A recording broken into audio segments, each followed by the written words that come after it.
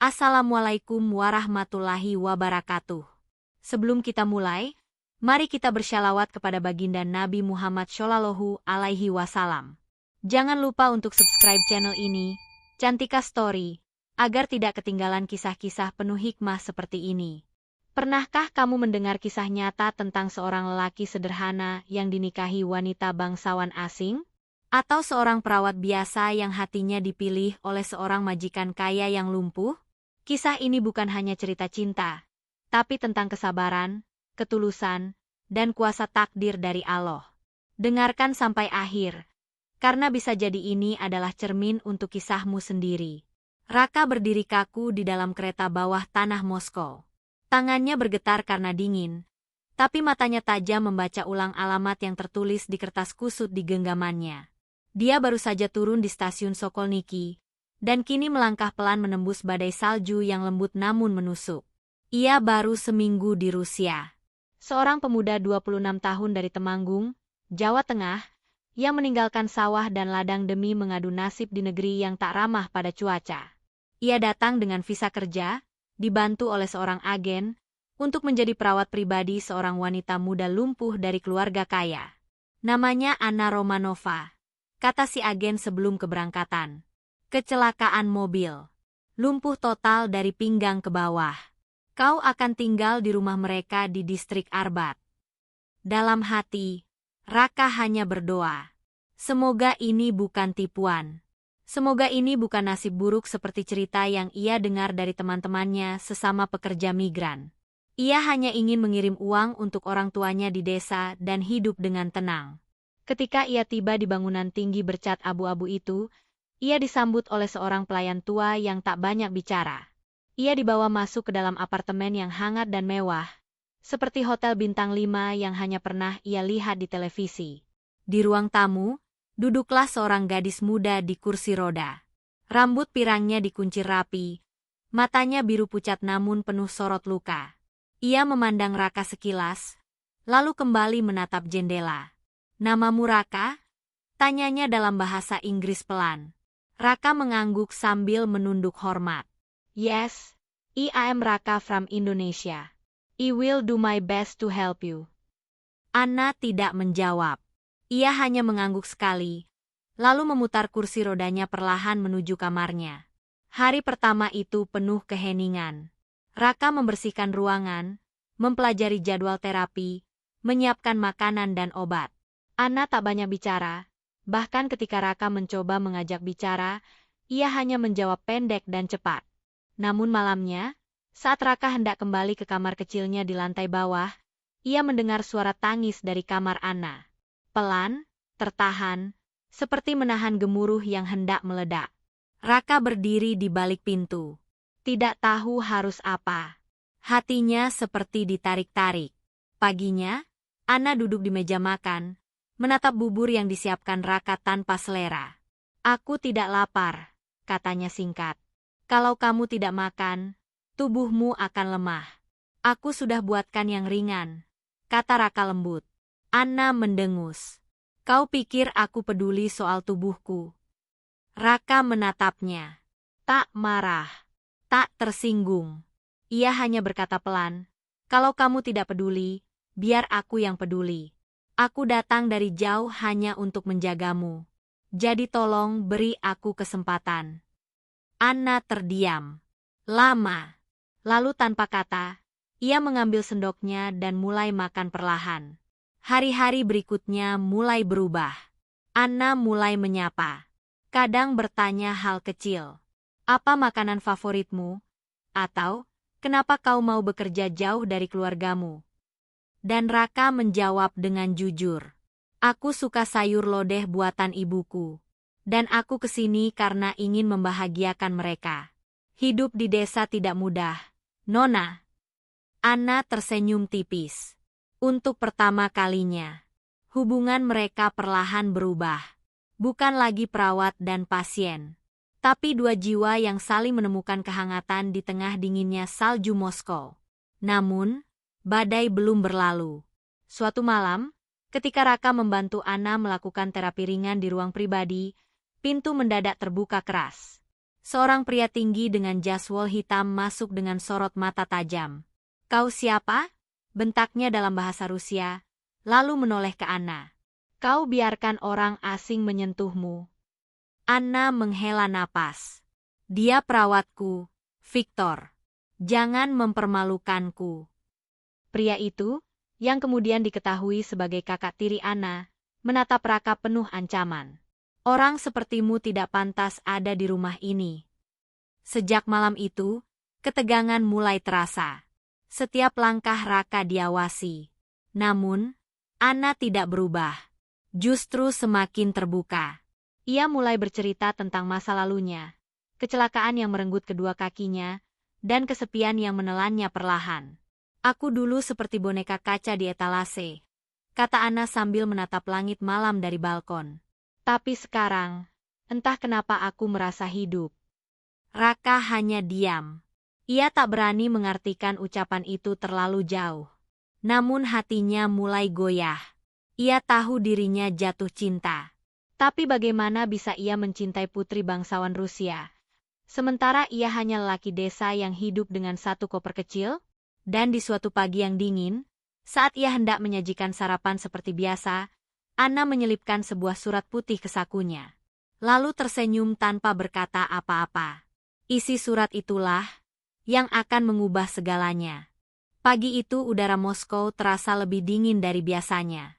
Kabut salju menempel di jendela-jendela apartemen, seolah enggan beranjak dari permukaan kaca.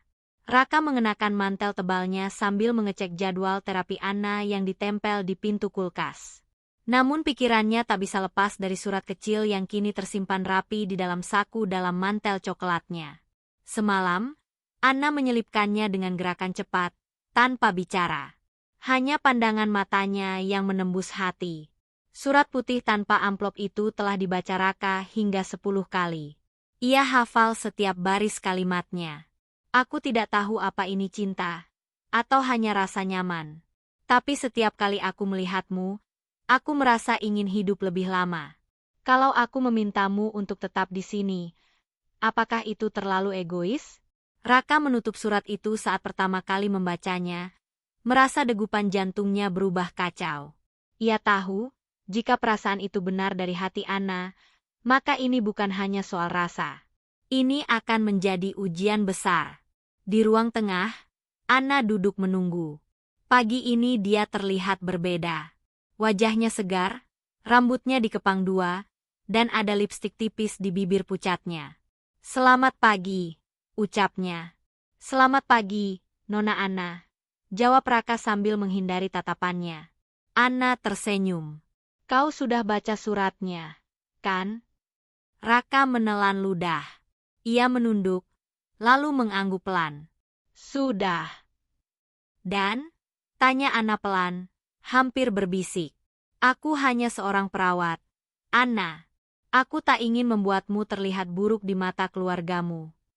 Anna menatap ke jendela. "Aku sudah terlihat buruk sejak kursi roda ini jadi tubuh keduaku, Raka. Tidak akan ada yang lebih buruk dari itu." Raka diam. Kata-katanya terlalu tajam untuk dijawab. Ia menyiapkan sarapan seperti biasa, menyuapi Anna dengan sabar, lalu mendorong kursi rodanya ke balkon.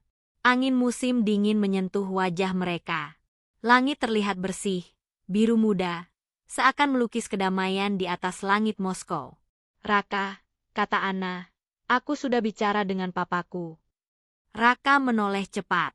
Tentang kamu. Tentang surat itu. Tentang perasaanku." Raka kaget. Apa yang beliau katakan? Anna tersenyum pelan, hampir penuh rahasia. "Dia akan datang malam ini. Katanya dia ingin bertemu langsung denganmu." Hari itu menjadi hari terpanjang bagi Raka. Ia bahkan menjatuhkan sendok 2 kali saat mencuci piring. Beberapa kali ia memeriksa rambutnya di kaca, dan berulang kali ia mengulang doa dalam hati. "Ya Allah, jika ini baik, mudahkanlah. Jika ini buruk, palingkanlah hatiku." Menjelang malam, pintu apartemen terbuka. Seorang pria parubaya, tinggi, gagah, dengan mantel wol hitam dan syal merah marun masuk bersama dua pengawal. Dialah Pavel Romanov, ayah kandung Anna dan pemilik perusahaan teknologi yang dihormati di Rusia. Raka berdiri dan membungkuk sopan. Pavel menatapnya dalam-dalam sebelum membuka mantel dan duduk di sofa kulit hitam. "Kau Raka?" tanyanya dengan bahasa Inggris berat. "Ya, Sir," jawab Raka. Anna datang didorong oleh pelayan tua. Wajahnya penuh harap. Pavel melirik anaknya, lalu kembali menatap Raka. "Anakku ingin kamu tetap di sini. Bukan sebagai perawat, tapi sebagai bagian dari keluarga ini." Raka tercekat. Ia menunduk, tak mampu menjawab. "Aku sudah menyelidiki asalmu, keluargamu, dan latar belakangmu," lanjut Pavel. "Tidak ada yang istimewa. Tapi Anna mulai tersenyum sejak kau di sini. Dan bagiku, itu lebih dari cukup." Anna menatap Raka. Matanya mulai berkaca-kaca. Pavel berdiri dan menepuk bahu Raka. "Kau mungkin bukan bangsawan, tapi kau membawa sesuatu yang tak bisa dibeli dengan uang." Raka menunduk dalam. Tubuhnya gemetar.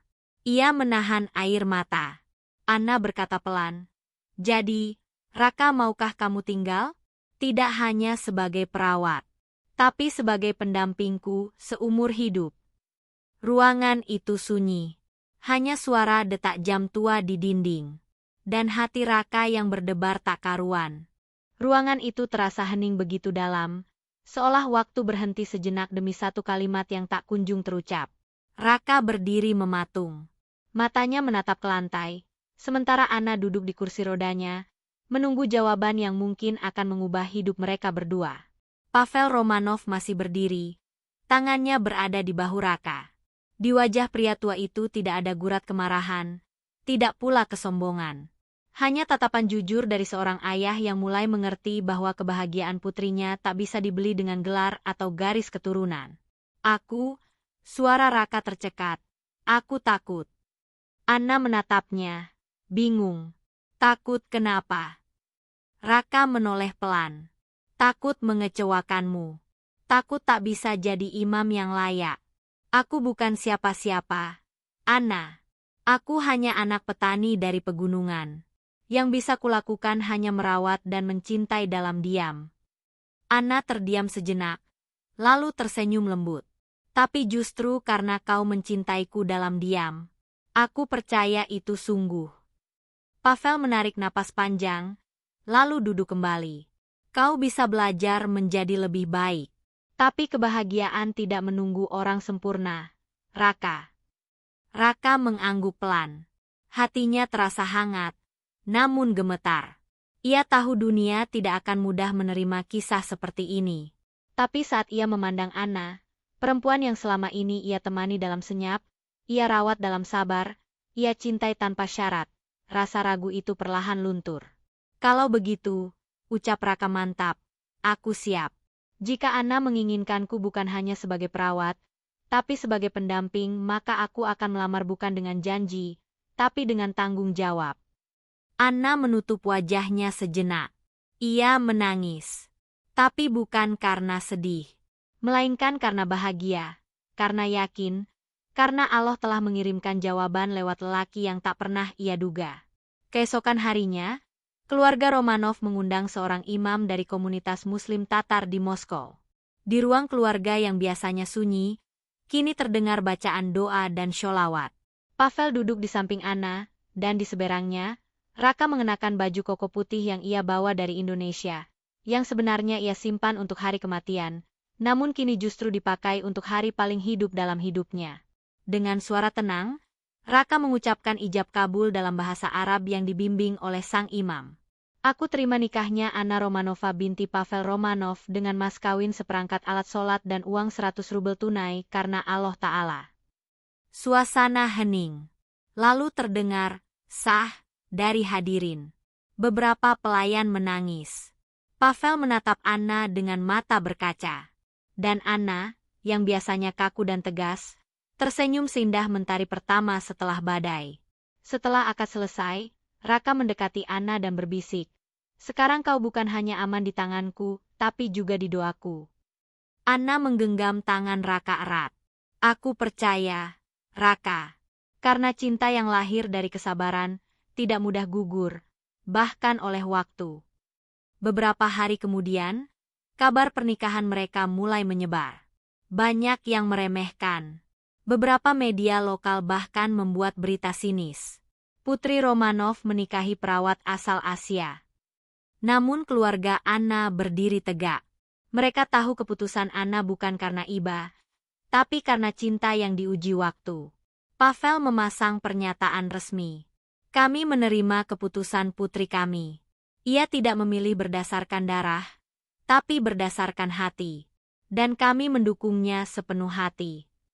Sementara itu, Raka tetap hidup sederhana di rumah yang sama. Ia masih memasak sendiri, masih menyeduh teh untuk Anna tiap pagi, masih membersihkan peralatan terapi, dan tak pernah berhenti membacakan doa-doa dengan suara pelan tiap malam di samping tempat tidur istrinya. Hingga pada suatu malam, Anna meminta sesuatu yang belum pernah ia minta sebelumnya. Bacakan aku surat dari ibumu, Raka, katanya. Aku ingin tahu seperti apa perempuan yang melahirkan lelaki sebaik dirimu. Raka mengeluarkan surat kertas kusam yang ia simpan sejak awal kedatangan. Ia membacanya pelan. Isinya penuh dengan kalimat sederhana dari seorang ibu desa. Nak, di tempat jauh itu, jangan lupakan sholatmu. Kalau kamu sedih, bacalah surat Yasin. Kalau kamu lelah, tidurlah sambil berselimut doa.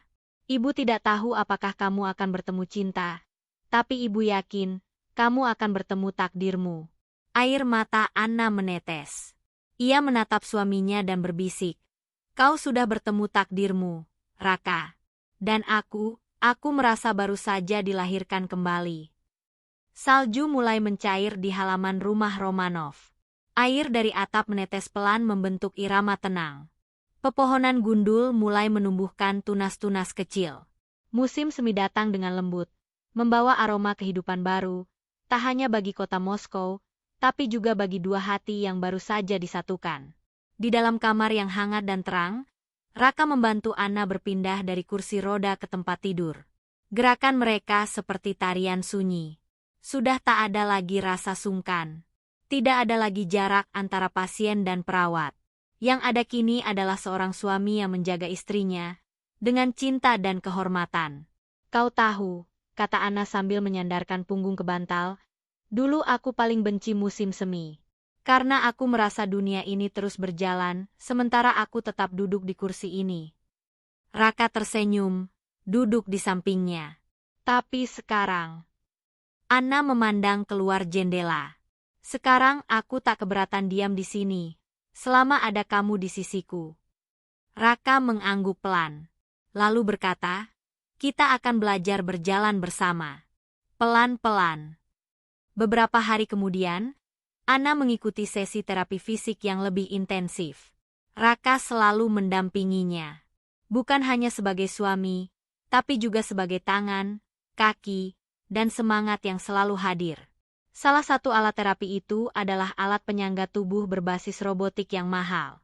Anna berdiri di dalamnya dengan bantuan sensor dan rangka penopang. Wajahnya tegang, keringat mengalir dari pelipis meski udara sejuk. Aku takut jatuh, bisiknya. Tak apa, kata Raka, berdiri tepat di sampingnya. Kalau kamu jatuh, aku ada di sini. Instruktur menghitung mundur. 3, 2, 1. Mesin mulai bergerak perlahan. Anna mengangkat kaki kirinya. Sedikit. Lalu kaki kanannya. Raka tak melepaskan pandangan. Air matanya menetes tanpa ia sadari. Bagus, Nona Anna. 2 langkah lagi, kata instruktur. Tapi Anna berhenti. Nafasnya berat. Wajahnya tegang. Aku tidak bisa, gumamnya. Raka segera mendekat. Ia berbisik di telinganya. Ingat, bukan kaki yang membuatmu melangkah, tapi hati yang percaya. Dan hatimu sangat kuat. Anna terdiam. Matanya berkaca-kaca. Lalu ia melangkah 1 kali lagi. Dan satu langkah berikutnya, ruangan itu sunyi, hingga akhirnya instruktur bertepuk tangan. Luar biasa, katanya. Ini pertama kalinya Anda bisa berdiri penuh dan berjalan 3 langkah, Nona Romanova. Anna menatap Raka. Ia tersenyum. Itu karena kamu. Hari itu menjadi hari bersejarah.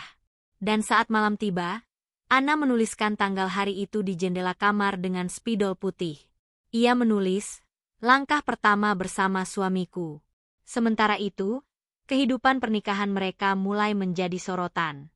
Beberapa wartawan lokal mencoba mewawancarai keluarga Romanov. Beberapa berita asing juga memuat kisah mereka. Pewaris Romanov menikahi lelaki Muslim dari Asia Tenggara, menjadi judul berita yang viral di media sosial. Namun tak semua komentar indah. Banyak juga yang mencibir, menganggap pernikahan itu sebagai lelucon atau drama yang didalangi simpati. Raka membaca sebagian komentar itu secara tak sengaja dari ponsel lama miliknya. Kau hanya pria miskin yang beruntung, tulis seorang pengguna. Pasti hanya mengincar harta, tulis yang lain. Raka menunduk, tapi ia tak marah. Ia hanya diam dan meletakkan ponsel itu di atas meja. Malam itu, Anna memergoki Raka duduk termenung di balkon, menatap langit malam yang mulai jernih. Kau membaca komentar mereka? Tanyanya. Raka tersenyum kecil. Iya, tapi tidak semuanya buruk. Anna mendekat, kursi rodanya bergeser perlahan. Dulu aku juga hidup untuk membuktikan sesuatu pada orang-orang. Tapi itu melelahkan.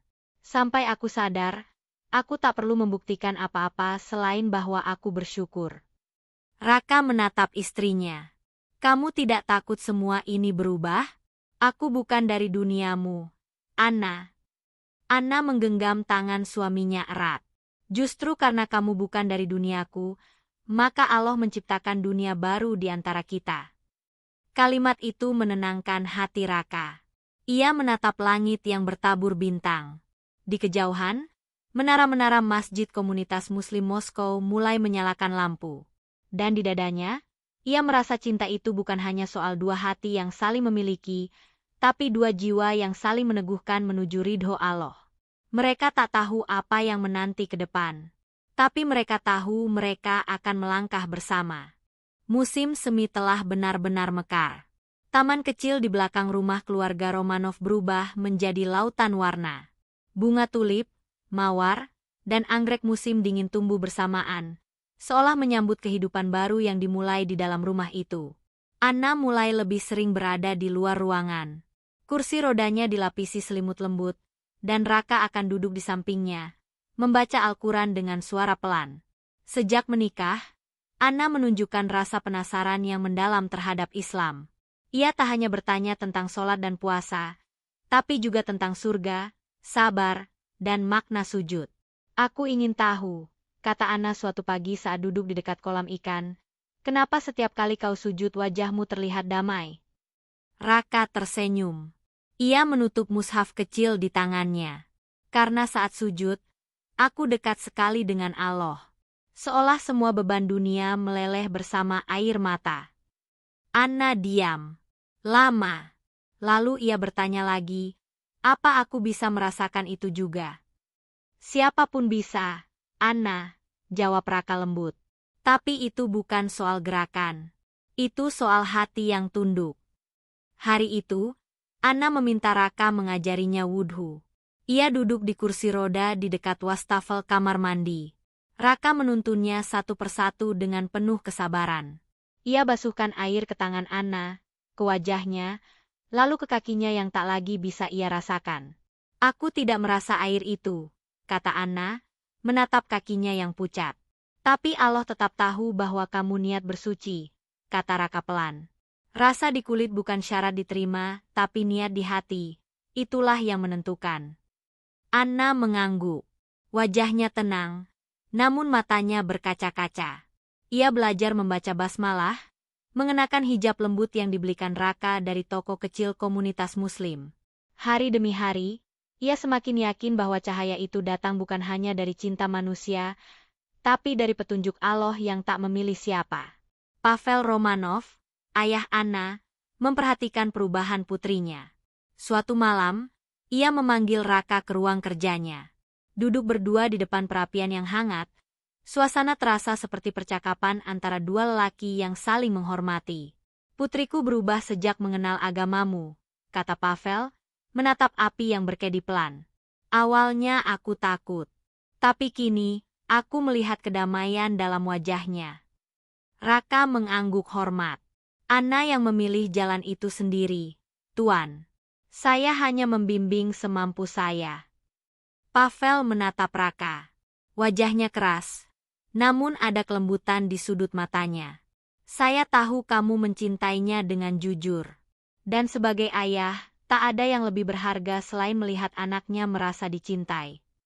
Raka menunduk, lalu berkata pelan, saya mencintainya bukan karena ia cantik, bukan karena ia anak orang kaya, tapi karena Allah menanamkan kasih sayang dalam hati saya. Dan saya akan menjaganya, dunia dan akhirat. Pavel terdiam, lalu mengangguk. Kamu pria yang langka, Raka. Tapi kau telah menjadi keluarga kami.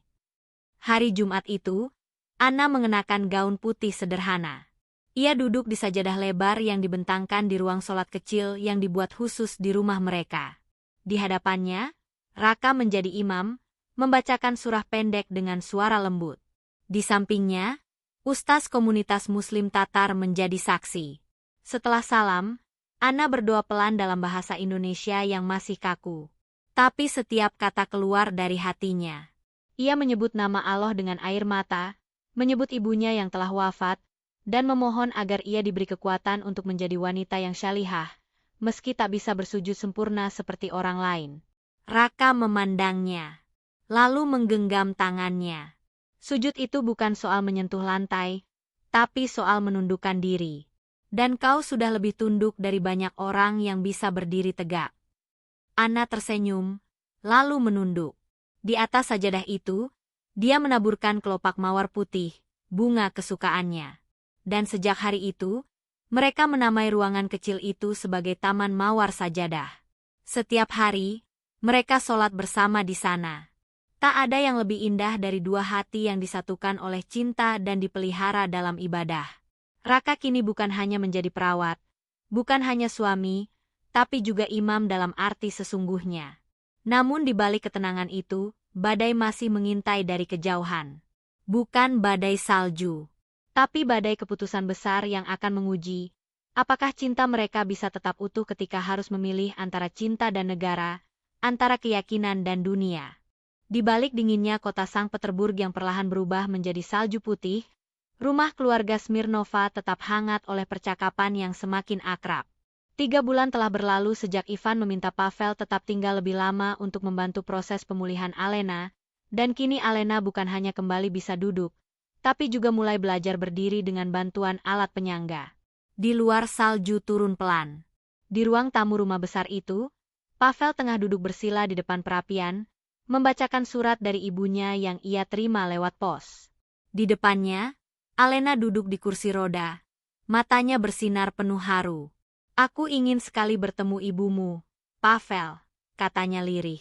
Aku ingin mengucapkan terima kasih, karena beliau melahirkan seseorang yang begitu lembut, sabar, dan baik hati. Pavel hanya tersenyum, matanya sembab karena surat tadi mengabarkan kalau sawah di kampungnya gagal panen. Tapi ia tak pernah membiarkan kesedihannya menjadi beban. Ibu pasti sangat senang kalau tahu aku merawat seseorang seperti kamu. Hari-hari berlalu semakin dalam. Ivan tak lagi menganggap Pavel sebagai pekerja, tapi seperti anak sendiri. Bahkan dalam satu jamuan makan malam keluarga besar Smirnova, Pavel diperkenalkan secara resmi kepada para kerabat mereka. Salah seorang paman Alena, Viktor, sempat menyudutkan Pavel dengan pertanyaan. Kau pikir, anak petani dari Indonesia pantas berdiri di meja makan keluarga Smirnova? Tanyanya tajam. Namun Ivan menjawab lebih dulu. Yang layak duduk di sini bukan dilihat dari di mana dia lahir, tapi bagaimana ia menghargai manusia dan kerja kerasnya. Pavel telah membuktikan itu. Seketika suasana berubah hening, lalu disusul tepuk tangan kecil dari beberapa sepupu Alena. Malam itu, setelah semua tamu pulang dan rumah kembali sepi, Pavel dan Alena duduk berdua di taman belakang. Salju ringan jatuh di atas jaket hangat mereka. Pavel menatap langit, lalu berbisik pelan. Aku tidak pernah menyangka, Allah menulis takdirku sejauh ini. Aku hanya ingin menolong. Tapi dia memberiku lebih dari yang aku minta. Alena menarik napas dalam. Pavel, katanya pelan, aku sudah lama ingin mengatakan sesuatu. Maukah kamu tinggal di sini, bersamaku, bukan lagi sebagai perawatku, tapi sebagai pasangan hidupku? Pavel terdiam. Matanya mencari kepastian di wajah Alena yang pucat tapi teduh. Kamu yakin? Ini bukan karena rasa kasihan. Aku tidak kasihan padamu, Pavel. Aku jatuh cinta. Pada caramu memandang dunia. Pada caramu memegang tanganku, bahkan ketika aku tak bisa memegangmu balik. Dan pada caramu menyebut nama Tuhanmu dengan tenang, bahkan saat kau sendiri kelelahan. Air mata jatuh tanpa sempat dicegah oleh Pavel. Ia menyentuh tangan Alena yang gemetar. Aku merasa tak pantas. Tidak ada yang lebih pantas dari lelaki yang membuat hatiku kembali hidup, ucap Alena. Esok harinya, Ivan mengajak Pavel ke ruang kerja. Kamu tahu, katanya, sejak istriku meninggal, aku takut Alena tidak akan pernah bahagia lagi. Tapi kau datang, dan menunjukkan bahwa kasih sayang tidak mengenal asal-usul. Jika kau mencintainya, maka aku akan menjadi ayah bagimu. Dan hari-hari pun berubah. Persiapan pernikahan sederhana dilangsungkan di halaman rumah, di bawah guguran salju musim semi. Para tamu dari berbagai latar belakang datang, termasuk beberapa teman muslim dari komunitas imigran di Rusia. Ivan berdiri di sisi Alena, memeluk putrinya dengan haru. Sementara Pavel menggenggam tangan ayahnya yang baru dengan penuh syukur. Aku bukan lelaki kaya, Pak, kata Pavel kepada Ivan, tapi aku janji, aku akan mencintai dan menjaga Alena dengan segala yang aku punya. Ivan mengangguk. Kau telah membuktikannya bahkan sebelum kau mengucapkannya. Hari itu, langit bersih dan terang. Dan Pavel, pria muda dari desa kecil di Jawa Tengah, berdiri tegak di pelaminan Rusia, mendampingi perempuan yang telah mengajarkannya bahwa cinta bisa menyembuhkan apapun, bahkan yang pernah lumpuh sekalipun. Pagi itu, udara Moskow terasa lebih lembut. Tidak ada badai. Tidak ada kabut. Hanya matahari musim dingin yang menyinari jendela besar kamar Alyona. Seminggu berlalu sejak malam itu. Malam di mana Airlangga bersujud di samping ranjang, memohon kepada Allah agar diberi keberanian untuk mencintai tanpa pamrih dan melindungi perempuan yang selama ini ia rawat sepenuh hati. Dan hari itu adalah hari istimewa. Alyona duduk di kursi rodanya, mengenakan gaun putih gading yang sederhana namun memancarkan ketulusan. Rambut pirangnya dikuncir lembut, dan matanya berbinar dengan cahaya baru. Tatapan itu bukan lagi tatapan seorang majikan kepada perawatnya, tapi tatapan seorang perempuan kepada lelaki yang telah mengguncang seluruh isi hidupnya. Langga, aku tidak tahu cara mencintaimu seperti wanita-wanita lain bisa melangkah bersamamu, tapi aku ingin belajar. Mulai hari ini, kalau kamu bersedia, aku ingin jadi istrimu. Airlangga tidak langsung menjawab. Ia menunduk, menggenggam tangan Alyona dengan lembut. Suara lirihnya terdengar seperti bisikan angin yang membawa embun ke hati yang gersang. Aku tidak butuh langkahmu untuk menemani jalan. Aku hanya ingin duduk bersamamu sepanjang hidupku. Biar aku yang dorong kursi ini, asal hatimu tetap di sini dekat denganku. Di pojok ruangan, Ibu Alyona, Nyonya Olga, menahan air mata. Bukan karena sedih, tapi karena haru yang tak bisa ia bendung. Sang ayah yang awalnya menolak keras pun berdiri dan menghampiri mereka. Dengan nada yang berat, namun tulus, ia mengulurkan tangan pada Airlangga. Kau lelaki yang kami uji, dan ternyata lebih kuat dari yang kami kira. Mulai hari ini, panggil aku Ayah. Tangis itu pecah, bukan karena duka, melainkan karena bahagia yang tak pernah disangka. Pernikahan mereka digelar sederhana di sebuah gereja kecil yang telah mendapat izin khusus untuk pernikahan antar dua budaya dan dua keyakinan. Airlangga mengenakan jas abu-abu sederhana, sementara Alyona masih di kursi rodanya. Namun aura yang terpancar dari keduanya mengalahkan segala kemewahan yang pernah terlihat di kota itu. Beberapa bulan kemudian, kehidupan baru mereka dimulai di sebuah rumah pinggiran Moskow yang tenang, dikelilingi pohon-pohon birch dan ladang salju yang mulai mencair. Alyona menjalani terapi lanjutan dengan semangat baru. Airlangga tak pernah lagi sekadar menjadi perawat. Ia adalah teman hidup, imam, sekaligus penjaga jiwa istrinya. Langga, ujar Alyona suatu pagi, saat mereka duduk di beranda sambil menyeruput teh herbal. Aku ingin belajar lebih banyak tentang Allah Mu. Karena aku percaya, hanya Tuhan yang mampu mengubah hati manusia seindah ini. Airlangga tersenyum. Ia tidak terburu-buru, tidak mendesak. Karena cinta yang lahir dari kasih sayang Allah tidak perlu dipaksa. Pelan-pelan saja, sayang, selama kita sama-sama belajar, Allah akan menunjukkan jalan. Kisah ini bukan tentang seorang pria Indonesia yang berhasil menaklukkan wanita Rusia. Bukan pula tentang kisah cinta yang penuh drama. Ini adalah kisah tentang pengorbanan, kesabaran, dan keikhlasan yang akhirnya menemukan muaranya. Tentang cinta yang menembus batas negara, bahasa, bahkan fisik. Cinta yang dilahirkan dari pengabdian dan dibesarkan oleh doa. Dan jika Allah berkehendak, tak ada yang mustahil. Bahkan cinta pun bisa melunakkan salju di musim dingin yang paling beku.